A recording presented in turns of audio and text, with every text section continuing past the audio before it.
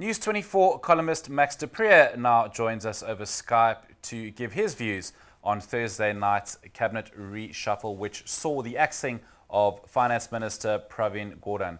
Max, thank you very much for taking time out of your, I no doubt, busy day to speak to us about last night's cabinet reshuffle, which seems to have plunged South Africa into chaos, never mind the economy. What was...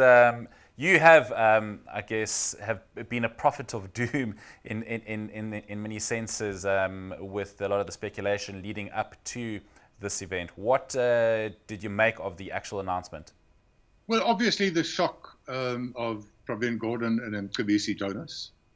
Right up to the last minute, I thought he wouldn't dare. But now we know he did. It is quite shocking. It is quite reckless, but I think it also moves us along. It moves. It escalates the war inside the ANC, and I think we'll see events unfolding very quickly. A couple of things, very, very basic. The president said in his little video message last night that he effected the changes because he wanted to serve the poor better, to have a more effective government. Now, clearly that is a nonsense because the underperforming ministers, as Gwede Mantashe had pointed out this morning, are still there. Batabile Dlamini, Faith Mutambi, Mosebenzi Zwane, Des van Rooyen, they're still there. The top performing ministers, Pravin Gordhan, Mcebisi Jonas, and Gwako Rapmatlodi, Derek Hanekom, are out. So that's the one thing. The second thing that I found that was interesting was he did not, as we all expected, fire the communists. The top ranking leaders of the Communist Party in the cabinet are still all there. So he called their bluff. I mean, they criticized him more openly than anybody else in the last few weeks, and yet he retained Bladen Zimande and Zakwane and Patel and Davies and Tulas Mercy, they're all still there. So he called their bluff. And what will they do now? They will have to explain it away because as we sit here now, I don't see a mass resignation as was predicted. I think Cyril Ramaphosa and Gwede Mantashe and their camp would rather than face the risk of a breakup of the ANC, would go for an escalation of the war and make sure a victory by the end of the year is complete.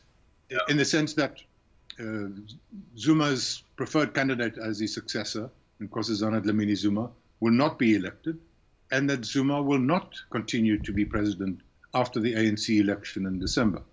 I think so. We're ready for that war because remember, all these high-flying people who are now humiliated are still members of parliament. I found it interesting that yesterday and again just now that Pravin Gordhan said, yes, I'm not the minister anymore, but now I'm not going to go fishing. I'm not retiring. I'm opening up a new chapter to see how South Africa can be served by me and my colleagues. So you're going to sit with all these top guys in Parliament. We already have Jackson Mthembu, the chief whip of the ANC, who is extremely critical of Zuma. So whichever way, I think it was a short-term boost for Zuma. And I think in the medium, long term, he's overplayed his hand. I think it was his most strategic blunder. On the other hand, was it his blunder or was this decision foisted upon him? We listened to Gwede Mantashe this morning saying, we were given this list of the new cabinet. We were not consulted. We have a suspicion, or we think, that this list was compiled elsewhere and then presented to us to confirm. Now, when he was asked, where is this elsewhere, he very abruptly said, I don't know. And then he was asked, could this elsewhere mean in another ANC structure? And he said no. So I think we can't be blamed if we thought that that other place where this list was compiled was the Saxon World Shebeen, was the Gupta family. And funny you say that. We did have a similar sentiments with our analysts earlier. Sorry, Max, to interrupt you there, but what I wanted to ask you next is just the dynamic with the SACP, and now, of course, this evening with the swearing in of the ministers and reports of the DA going to court to try and prevent that. Do you expect any kind of massive drama unfolding prior to this evening's swearing in? Listen, anything can happen from now on. Those of us who watch this drama closely have been wrong so many times. We were again wrong last night. So anything can happen. My gut feel as I sit here now is that the swearing in will happen. It doesn't seem as if that kind of court case is likely to succeed. I mean, the Constitution does give the president a blank slate to appoint and fire cabinet ministers, although there is the outside possibility that if you can prove that he behaved irrationally, then it can be set aside. But how do you prove that? So I think there will be a swearing in, and the drama will begin in May when Parliament starts. And there's a motion of no confidence, a motion to impeach. Will 50 ANC MPs switch sides? I'm not so sure. You see, I think what is happening right now is that many people in the ANC, especially in the National Executive Committee, are sitting there waiting to see which side has the upper hand, and they will jump to that side. I think Zuma was very clever to appoint all the new deputy ministers are members of the NEC, so he's secured more votes. Last time it seemed as if he had like 50% of the votes perhaps in the NEC. Maybe he has a few more now.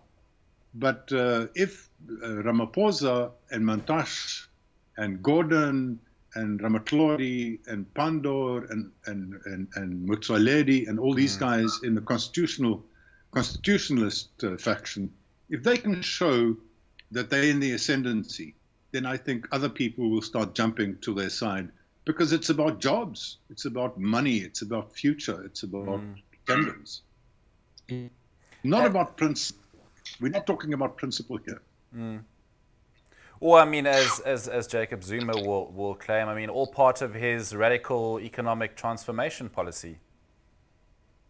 Yeah, well, everybody knows that is just a ruse. That's just populist talk to take our attention away.